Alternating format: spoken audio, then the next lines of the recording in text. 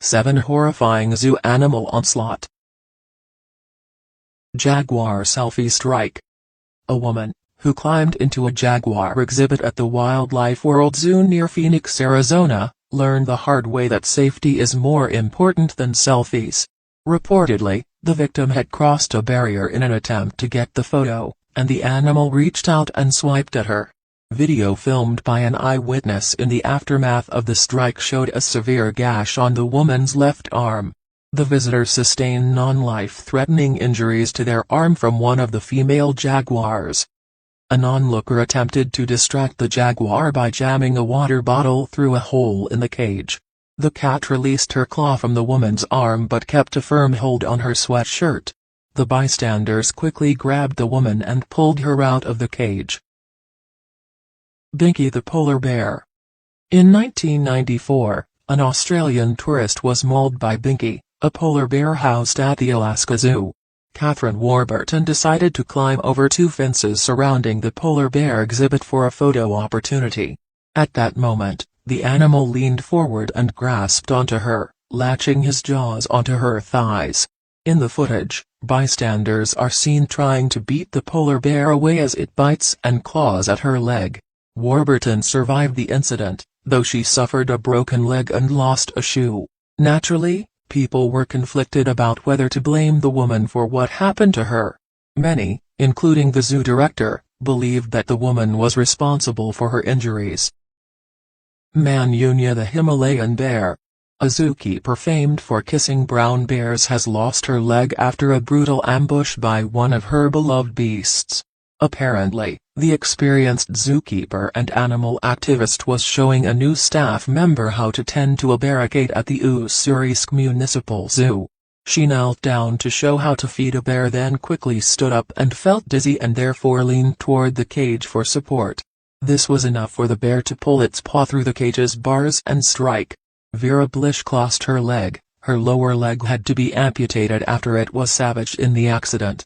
However, the zookeeper called for the bear not to be punished or euthanized.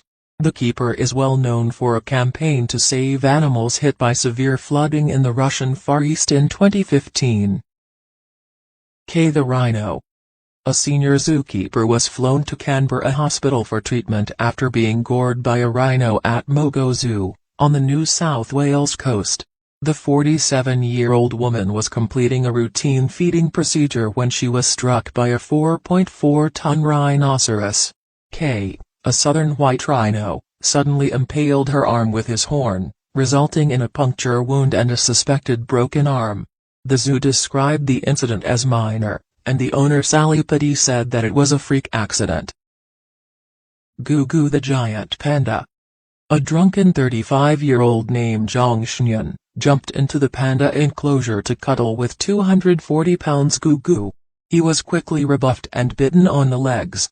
The second visitor, a 15-year-old boy named Li Zhou, encountered Gugu at feeding time. Li was savaged, chunks of flesh torn from his legs so that the bones beneath were showing. In 2009, another dude named Zhang jumped into the panda enclosure to retrieve a toy his child had dropped. Again Gugu went for the legs. He was apparently so angry that workers had to pry his jaws open with tools. Jabari the gorilla. Jabari was a 13-year-old western lowland gorilla, housed in an enclosure surrounded by 16-foot concave walls. Reportedly taunted by some kids, Jabari managed to scale those walls and commence a rampage.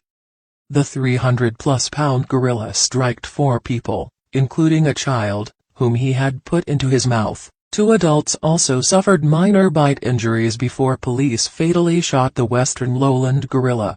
Hundreds of zoogoers fled the compound. Harry the hippo. Richard McCormick was working at the former Whitley Zoo when 2-ton hippo Harry grabbed him as he was attempting to put him into his house. While entering Harry's cage to clean it one day, a safety barrier malfunctioned, causing a heavy door to hit the hippo's rear end. The hippo struck him in anger. He picked the man up in his jaws and dragged him into the pool. Thankfully, weeks earlier, Harry had a tusk removed due to a toothache. The absence of this tusk ultimately proved life-saving for McCormick. Richard, who was 17 at the time, spent the next 2 months in the Coventry and Warwickshire Hospital.